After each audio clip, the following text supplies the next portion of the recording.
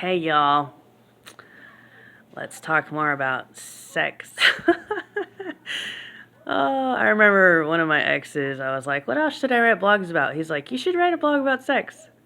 I think I did one time in my life. Okay, incest is evil, adultery is evil, homosexuality is evil.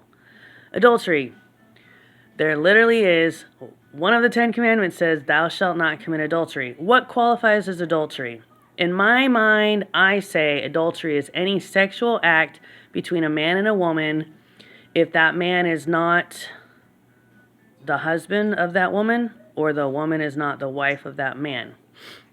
What qualifies as husband and wife? I say anybody who has kids together, they're automatically husband and wife, whether they're legally married or not. Also, I say anybody who lives together for a year, for more than a year, I would say that they're basically married, whether they get legally married or not. So a husband and wife is a man and a woman who have lived together for more than a year, or they have children together. Okay, so if that man or woman then engage in any sexual activity with another man or another woman, anyone, any human, other than the person that they're living with, they engage in any sexual activity, anything that causes an orgasm, that is adultery, in my mind. That is adultery. The Bible explicitly says many, many times that adultery is not okay. Thou shalt not commit adultery. So, now I'm trying to process my own life and deal with my own anger at my baby daddy for committing adultery on me many, many times. It's quite possible that he did every single day that I was in a relation, that I was living with him. Which is pretty mind-blowing because I had no idea. I was so gullible. I thought that he was a good man. He was raised in Christian school. He's good, right? No, because he only went to Christian school. I think it was like I think he was like pre-K through 3rd grade or something. Yeah, maybe if he would have stayed in Christian school all the way through 12th grade, then he would have been a good man.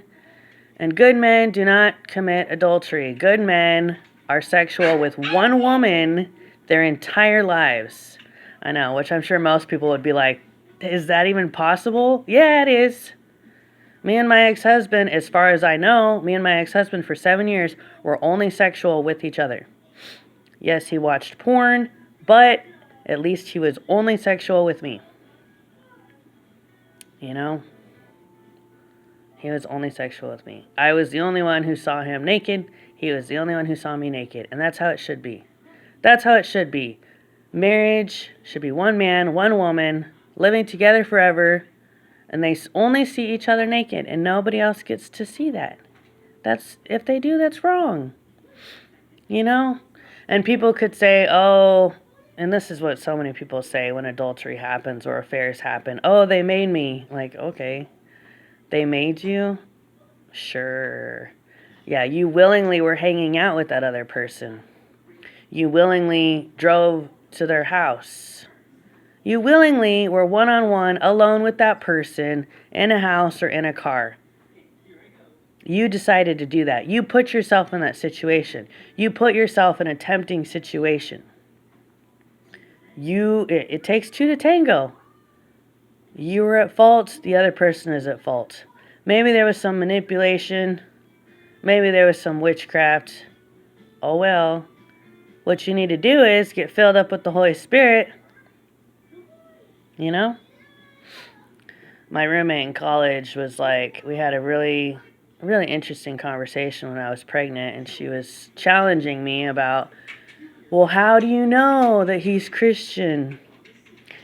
It's really important to be with a Christian because if you're with a Christian, they're filled with the Holy Spirit, and the Holy Spirit will guide them and make them a good person, make them a moral person. And then hopefully they'll listen to the Holy Spirit more than any other voice in their head, more than any other witchcraft voice in their head. And telepathy is a thing, y'all. Telepathy is a thing. Witches can talk to other people in their head. So it's possible that my ex could say that his witches that he knows coerced him to come see them. But still, he willingly obeyed the voices in his head.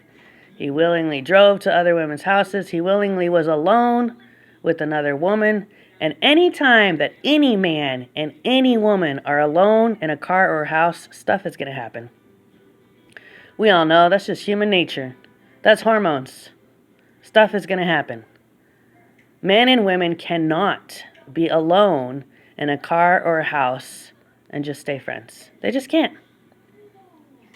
Absolutely not. No freaking way. Even if nothing happens, they both want something to happen.